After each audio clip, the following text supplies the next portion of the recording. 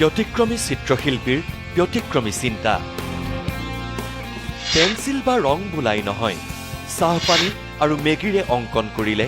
মুখ্যমন্ত্ৰী ডক্টৰ হিমন্ত বিশ্ব শৰ্মাৰ ছবি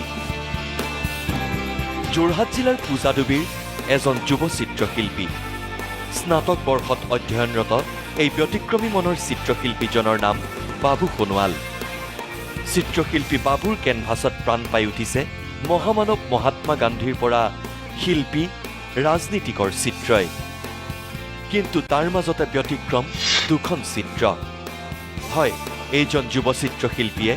চাহপানী আৰু মেগী নুডলছৰ সহায়ত অংকন কৰি উলিয়ালে মুখ্যমন্ত্ৰী ডক্টৰ হিমন্ত বিশ্ব শৰ্মাৰ চিত্ৰ সৰুৰে পৰাই ছবি আঁকি ভাল পোৱা বাবুৱে ছবি অঁকাৰ কোনো আনুষ্ঠানিক শিক্ষা গ্ৰহণ কৰা নাই কিন্তু ৰং তুলিকা হাতত ললেই যেন প্ৰাণ পাই উঠে বাবুৰ একোটা সৃষ্টিয়ে সদায় ব্যতিক্ৰমী কাম কৰিব খোজা যুৱ চিত্ৰশিল্পীজনে সেয়েহে চাহ আৰু মেগীৰে অংকন কৰি উলিয়ালে তেওঁৰ প্ৰিয় ৰাজনীতিবিদ মুখ্যমন্ত্ৰী ডক্টৰ হিমন্ত বিশ্ব শৰ্মাৰ চিত্ৰ যোৱাবাৰ প্ৰথম লকডাউনত মই পেন্সিল চাহেৰে ছবি আঁকিছিলোঁ আমিতো সাধাৰণতে পেন্সিল বা কালাৰে ছবি আঁকোৱে আৰু মই ভাবিলোঁ অলপ ব্যতিক্ৰমী কৰি দেখাওঁ সন্মানীয় মুখ্যমন্ত্ৰী ডক্টৰ হিমন্ত বিশ্ব শৰ্মা ছাৰক বহুত ভাল পাওঁ আৰু তেখেতক শুভেচ্ছা জনাই মই দুখন ছবি আঁকিছিলোঁ এখন চাহেৰে আৰু আনখন মেগীৰে তেখেতৰ কামবোৰ বহুত ভাল লাগে আৰু যোৱা দুমাহত তেখেতে মুখ্যমন্ত্ৰী হৈ যিবোৰ কাম কৰিছে সঁচাকৈ শলাগ ল'বলগীয়া